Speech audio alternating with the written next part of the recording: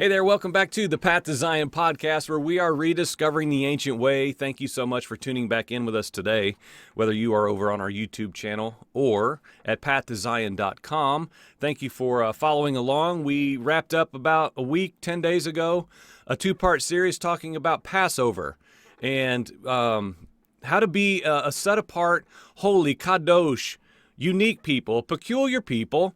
And we just asked some questions like we like to do around here about how, our verbiage, even in Christianity, we talk the talk that we're just different and we're set apart and we're unique and we live like Jesus. But we don't really, when I look around, most of the body does not really look different than the world other than church attendance or home Bible studies. And it's kind of hard to discern the world from the church. In this age that we live in, anything kind of goes, a lawless people, as we always talk about here.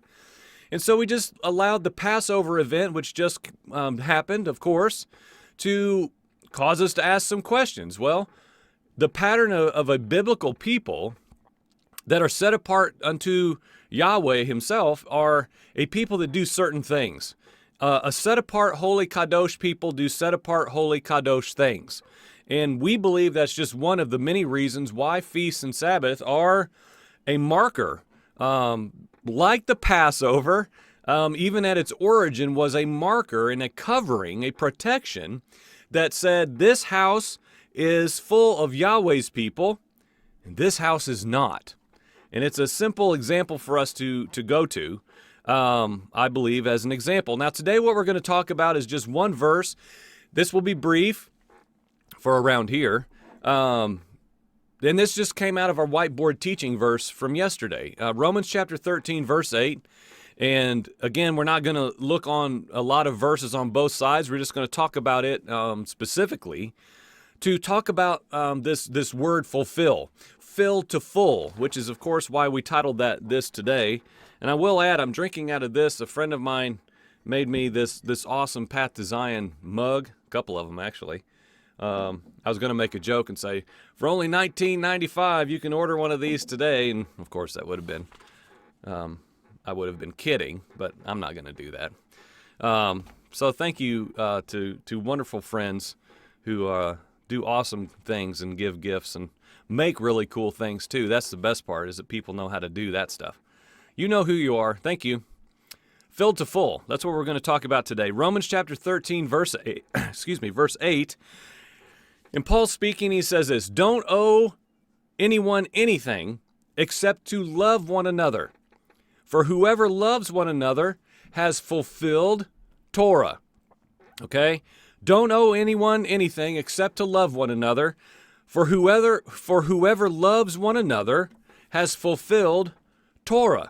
Okay? So when I read this and just literally only spent 30 minutes or so on it yesterday morning, I just got to thinking about of course, the last line about fulfilled Torah. And of course, that should cause us to think about someone else who fulfilled the Torah, which of course would be Yeshua himself. The very Son of Elohim came to earth and he fulfilled Torah, okay? So what we're going to talk about for just a few minutes is, and you may think in your mind already, if I already know what this means, I already know, I've heard it all before. And I'm going to give you an option, okay? I'm going to give you a choice, a presentation for consideration about reappropriating what this means to be fulfilled and to fill to full. And this Greek word is polero, and its proper definition is what we've already just mentioned: to fill to full, to cause to abound, to render full and complete. To render full and complete, okay? So despite Yeshua clearly stating in the word that when he spoke out of his own mouth, that he didn't come to abolish, destroy the Torah and the prophets, but in fact he came to fulfill them, to fill them to full, to render them full and complete. This is Matthew chapter 5, 17 and 18, and of course other places in the Gospels. Despite this, the debate continues about his doing away with the law, his eradication of the law. Now, many people will also, they may not use that verbiage and say, well, I'm not saying he abolished it because he said he didn't. But what he did do, and then it's just a different phraseology to say the same thing, But if we don't overcomplicate this, and if we don't try to cram, new religion, apostolic, Catholic doctrine, Protestant doctrine, if we don't have to squeeze it into that mold, the word itself makes this very simple. We don't have to overcomplicate this. And if we simply follow the use of the word fulfill in the Greek, in the Newer Testament, which appears 90 times in 90 verses, best I could find, we will see a very simple pattern. We will see a very simple pattern. Time and time and time and time again, this word polero is used to merely explain that Yeshua came in bodily form, and in order to fill to full all that had been prophesied about him. As you read in Isaiah, it would say, he came, as you heard the prophet say, I came to fulfill. I fulfilled what the prophet spoke about me. It's a common use of this word polero. Yeshua, had become an embodiment of what had been announced by so many people before him, leading up to him declaring the one who would restore all of Israel, who would initiate this new covenant invitation, a restoration presentation via himself. This had been announced for eons before his arrival. And I believe that we could say that Messiah became the love that we see here in this verse in Romans chapter 13. Messiah became that. He became literally the embodiment of this perfect love of the Father. And we're going to talk about that here in a minute. But if the Torah and the prophets, if my Christian brothers and sisters can just take a breath and consider that the Torah is still intact and perpetually ongoing for Yahweh's set-apart people like it's always been. Because again, there's as we talk about on the program, there's a lowercase Torah, the instruction and counsel and law of Yahweh Elohim that goes all the way back to the garden. And then it goes through all these epochs of time. It doesn't have to be broken up into dispensations and chunks. We can just follow the perpetuity of Father's law, Father's ways, his instruction and counsel for his people. If you want to be my people, I'm telling you how. I'm giving you instruction on how to be my people for your good, for your protection, for your provision, as we're always talking about. And we will talk about more in the future here on the program, of course. But just as Yeshua filled to full, the Torah and the prophets, I want to propose today that so do we when we love as he loved, okay? This is my main point. When we love like Yeshua loved, okay? Because as we see in our text for today, whoever loves another has fulfilled Torah. And I go back to the beginning just mere moments ago. Yeshua fulfilled Torah because he loved to the utmost. He loved like no other man had ever loved before. He laid down his life literally for others. Not just the others that followed him, not just the others who did him right, but though he loved like the Father loved. And we'll get to that more in a minute. Another valid question is this. If Yeshua had already eradicated the law and caused it to be obsolete, then why would Paul in Romans, on the other side of Yeshua's death, burial, resurrection, ascension, why would Paul tell his listeners that the same Torah was still available to fill to full? If it had already been filled to full, if it had already been perfected and then thereby removed, a lot of people mishandle Hebrews and don't understand the great high priest verbiage, and I barely do, I'm starting to. And we use as a justifier to prop up, Christian doctrine, Catholic doctrine, Protestant denominational thinking it's done away with. It's gone. Yeshua, because he fulfilled everything perfectly, now there's nothing left to do with it. It's deemed irrelevant because Yeshua fulfilled and satisfied, and so now it's done away with. Well, if that were true, then why would Paul be saying in Romans chapter 13, verse 8, whoever loves another has fulfilled Torah? He's not talking about Yeshua, okay? He's giving this dialogue about literal practical living experiences, examples. And so it seems that Torah is not obsolete because Yeshua fulfilled it to the utmost and then got rid of it because he accomplished everything perfectly. But instead, it seems it's, as I already said, it seems still available to fulfill. It still seems possible now to fulfill the Torah. If Messiah already did it, then why would we need to do it now? Okay? And that would be a question from the Christian church, but I'm answering it right here because, and we're gonna move more into that as we get to a conclusion here in mere moments. But that's the whole point of this is, it seems, according to this text and, oh my gosh, many others that I find on a regular basis, this Torah that was, is, and remains so that we perpetually repeat the pattern of the firstborn of many brethren. We walk as he walked, which was perfectly fulfilling Torah, filling to full, rendering full and complete. Why? Because that's what people who live like Yeshua live. That's what we do. That is how we do it. Yeshua learned obedience through the things that he suffered, through a life of self-denial, which was what? Let's use this as a metaphor. He looked at the tree. We're going back to the garden. I have to make sure you come along with me in my mind here. Okay, we're back in the Garden of Eden. Okay, Yeshua is there. Let's just say this is all metaphor. Don't get crazy. And Yeshua is there, and he's beside Adam and Eve. Adam and Eve look at the tree. They are enticed. They are allured by what they see. The presentation of Hasatan comes and says, hey, you can be like Elohim. And they, of course, they partake and they break the law. Let's just be first grade here. They break the law. They transgress. They become transgressors, okay, by will. They didn't suffer, friend. They didn't suffer and learn and thereby learn obedience. They did not deny themselves, okay? Let's use New Christianity doctrine and wording. They gave in to their flesh, you know. They broke the law, okay? Yahweh commanded them, don't eat of that tree. Don't. Well, they transgressed by will. They did not suffer unto obedience, okay? They gave into their own fleshly nature, and they fell.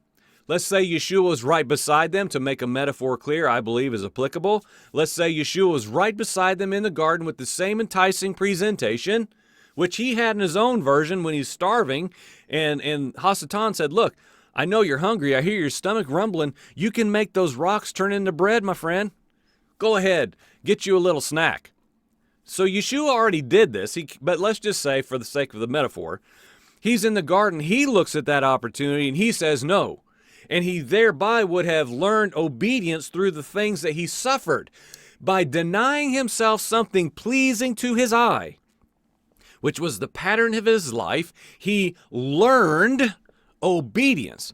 He did it again, obeyed. And thereby he learned how to be obedient and pleasing to the Father as he grew in stature and in wisdom and in literal obedience, a righteous man to the utmost. Why? He did not break his Father's law. He didn't break or forsake the commands of his Father. It really is that simple. So let's start bringing this to a conclusion a little bit here. Let me check my time to see how long I've been talking. Oh, shoot, we're good. This is easy. We can talk another 20 minutes. Why should we, okay? It's 2023. We don't live back in that era. We're not back there. We're different culture now. But here we are in 2023. We are in the same epoch of time, I would present, as Paul was in Romans chapter 13, verse 8, when he said this little phrase that we're talking about today, about how those who love one another fulfill Torah, okay? So why should we today, here in this epoch of time, need to fill to full a done away with Torah, a done away with law? if it has been deemed irrelevant in Messiah, and if you go into him and are absorbed into Messiah, and now you just receive everything he accomplished, and because he accomplished and filled to full the Torah to the utmost, I don't have to. We have a whole world of questions about the what are we doing now then, which we're about to get to. Now, I've been told my entire life, I turned 50 years old this year, I've been told that a new religion was birthed in Jesus, okay? Jesus came and he, even if the words don't say he removed, he fulfilled the Torah, and thereby you don't do anything with it anymore because he came and did what no other man before him errantly would be taught that no man before him could do. That's not true. According to the word, no man would do, okay? We have to make that, we have to change just one little letter from a C to a W. It's very simple. It's not what no man could do. No man would obey the way he did, okay? That's the only difference. That's why he could be Messiah. He chose to obey. I don't know, people don't like talking about that. He wasn't superhuman deity that was above sin and just cruised through until the cross and took all my sin and shame. Oh, poor Jesus. No, he was a valiant victor over the flesh. He walked denying himself to the utmost the whole way, I believe. Okay? So, based upon the teachings of the Messiah and the apostles, we've been told now we don't even need to talk about that Torah stuff anymore. That's bondage. That's a burden. Those men didn't have what we have in Yeshua. Now we're victorious, and they just had sacrifices and a whole bunch of empty, hollow rituals, which we, of course, always kind of push out the door here. But somehow this gospel of the apostles differs from and disagrees with the Torah and the prophets, because now again the misappropriation of Hebrews, so much of my life is going back to that. We have the greater, we have the better, they had the lesser. Well, yes, if we have a proper understanding of what we're even saying, yes, of course. The greater part in this much of a summary, now we're on the post-Messiah coming end of things. The great high priest is now seated in heavenly places, laboring on my behalf right here, right now. And no, they did not have that. They didn't have it in that way. So yeah, it is greater, but it's not greater in the sense of, oh, that horrible little type and shadow. They didn't have anything compared to what I have in Jesus. But as we bask in his finished work reality, that's the part we're about to get to, that I want to just put out there for consideration. The reality is to me that Yeshua filled these to full. Torah commands, okay? He fulfilled the law and the prophets to the utmost in order that we too may walk in his likeness and power, fulfilling the Torah now just as he did then. Walking in perfect love for one another in a way that we could not do it before, in my opinion. He became, as we know in Hebrews, the one, capital O, the one example. We've talked about that in episodes before. He became the hupogrammos, the one true perfect example that we did not have before. What? A living, walking demonstration of a human being who said, you know what? I am choosing to walk out my Father's ways to perfection. And then he comes and accomplishes everything he needs to do, and he ascends to the Father again to the great high priest function. And now what's he say? He looks down at us and says, go and do likewise. Right? We've heard that before, right? No matter what our Christian journey is, be like Jesus. Well, how do we do that? Well, Paul's telling us here. And what does he say? If you love one another, you too, I could say, are fulfilling Torah like Yeshua. Fulfill the Torah like Yeshua, people. Love one another the way he did, right? Just like the communion example. And I'll probably do a message on this because I had an opportunity in a gathering a couple weeks back to make a presentation about how I see that now. About that last meal that he had, Yeshua, with his disciples, his closest taught ones. And there's such a principle within that of what? This verse, servanthood to the utmost. The washing of the feet as a servant on the dirt even of those who betrayed him, right? And that's the example within this body and blood remembrance is, look, if you want to be a marked people, if you want to be fulfilling, if you want to fill the Torah to full, this is what you do right here. You get down in the dirt and you wash the feet of your betrayers, because this sends out a message to all of creation, seen and unseen.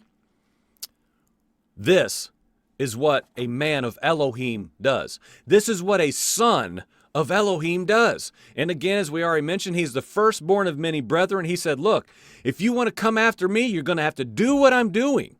And then he left and said, you're going to have to do what I did, and you're going to have to do even greater if you want to walk in my ways, if you want to come into the shadow of the Messiah. Okay? Go and do it. Do what you've seen me do, is what he was telling his followers all the time. And so I want to kind of bring this to an end with this, okay? I'll use this brand new cup as an example. Okay? So I have this cup here, and just for the sake of an analogy, let's say that I'm going to try to do my best to make this clear. I've not thought this through very well. I've had some busy days. But let's say that you are in a coffee shop and all you want more than anything in the whole world is this awesome cup of coffee. You haven't had any coffee for 3 days and you've been waiting for it, and you go to the coffee shop and they make you this coffee and they show you how to make it and they show you how everything works, and they make this coffee and they extend it to you and they put it out in front of you and they say, all right, friend, this is yours. Okay? And they set it in front of you and you can just take it and you can walk out and you can enjoy that coffee and you can just walk out in the abundance of enjoying the coffee that someone made for you. Okay? That's fine. That's well and good. And I want to present that that's the Christian doctrine we've inherited, is that Jesus came and he is the cup of coffee and you just take it and you just walk out and you just enjoy the coffee the rest of your life. This sure is awesome coffee. Man, this is good. I'm so glad that I was given this coffee, okay? Now, here's what I want to present as a consideration about a good illustration, I believe, to make this point about being filled to full in the example of our Messiah, Yeshua, and when we love one another correctly as he loved. Because a lot of people say, I don't need to do commands, Joel. I'm just called to love. All I need to do is love. Well, I hate to tell you, but the Torah tells us how to love. It tells us how to love Yahweh Elohim, and it tells us how to love everyone else. And that is the Torah. I'm sorry. Don't people get so worried about the 613 and all that stuff that is a whole other thing to unpack. We don't understand. We've been handed a confusing understanding of the Torah. And so, okay, so that's option one. Here's your coffee. It's exactly perfect. It's exactly what you wanted. Now, take it, have a good day, brother. And you walk out and you just enjoy that coffee. No thought about it. You're just so thankful for it. And you're thankful for it now. I'm so thankful. It's so good. I would propose option one as that. Here's option two that I believe is a proper understanding of walking in Torah, empowered by Holy Spirit, like the prophecy that we see in Ezekiel and Jeremiah about the infilling of Holy Spirit is in order to give us power to accomplish walking out Father's commands. Okay, that's what we have Holy Spirit for. To empower us to obey, to walk. Anyway. So the other option that I'm going to present, this is presenting to us in the text here. Or you come to the coffee shop and you stand there and you say, all right, well, I'm ready for my coffee. Make it for me, hand it to me so I can walk out with it. I believe the proper use of this is Yeshua would say, look, sit down, friend. Sit down, and I'm going to walk you through how to make that coffee.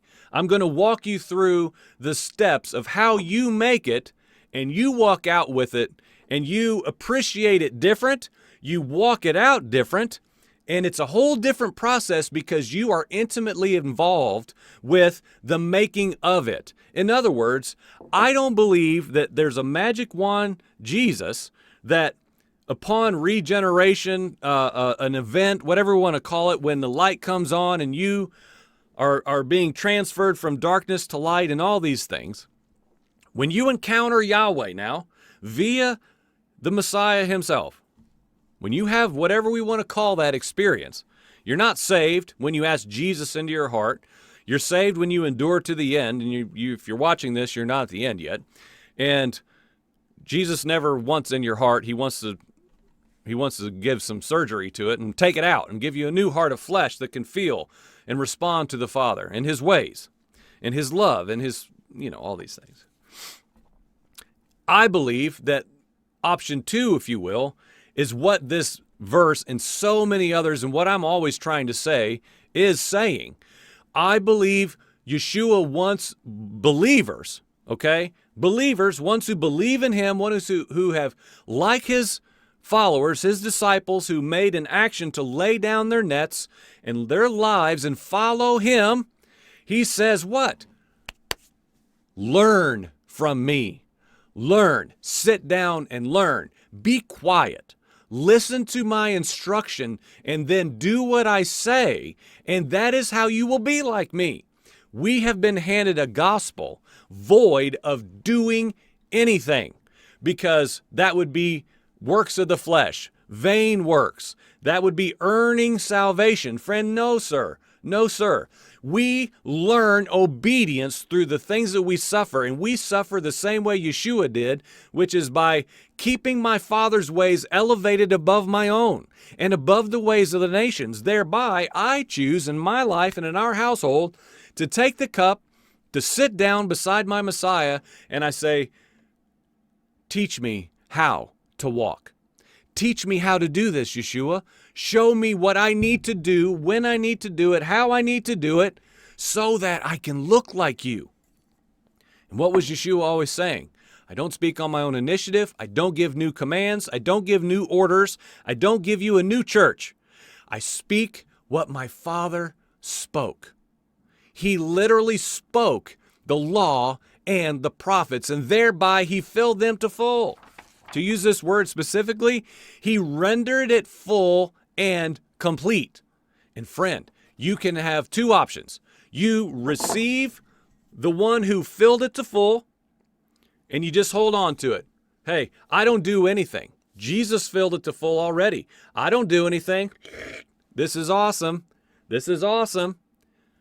I don't believe you can do that and still have the covenantal fruit, if you will, of New Covenant. I don't believe you can. You can choose that option, but it's not going to end too well. Or you can take your cup and you can sit down and you can take the rest of your life to say, Yeshua, teach me my Father's ways. Teach me how to walk in my Father's ways. Teach me how to fulfill Torah, like Paul said in Romans chapter 13, verse 8, that says, when I love one another the way Yeshua loved, I too come alongside the shadow of my Messiah, and then I thereby fulfill Torah myself. And guess what, friends? Then you start looking like the Messiah. Then we start looking like Yeshua down here. Instead of just some magic impartation and imputation where you don't do anything, just receive the finished work, receive the fulfillment. I'm saying, friend, if we're going to walk in the ways of our Messiah, we have to do something like he did something.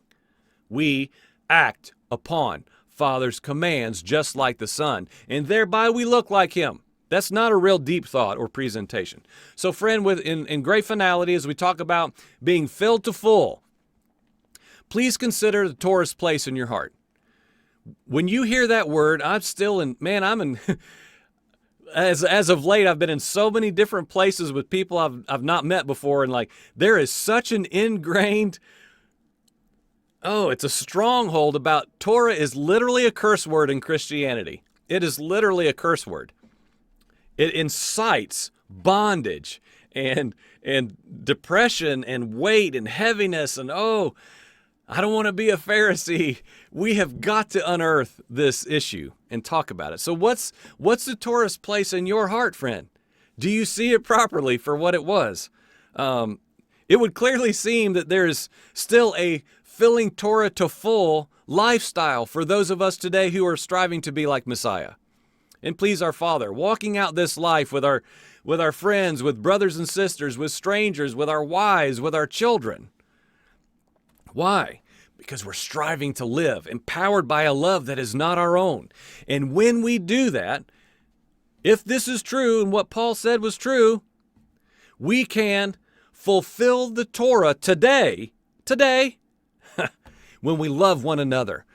And the way we love one another is the same way Yeshua did. And the way Yeshua did is by walking in his Father's Torah commands. Friends, won't you consider this presentation? I know this won't land well with some people, but you know what? It is what it is. Anything that's not true, may it fall on the floor. And anything that is true, may it pierce our hearts, cause us to ask these questions about what do we need to do to be like our Messiah. So consider that, won't you? You've been watching the Path to Zion podcast. We are rediscovering the ancient way. Man, it's an incredible way to walk. I don't know what I did before. I don't know what I did before in my Christian journey. But man, this is full of life, abundant life. I hope you know that. Thank you for watching. We'll be back for more episodes after this. Amen.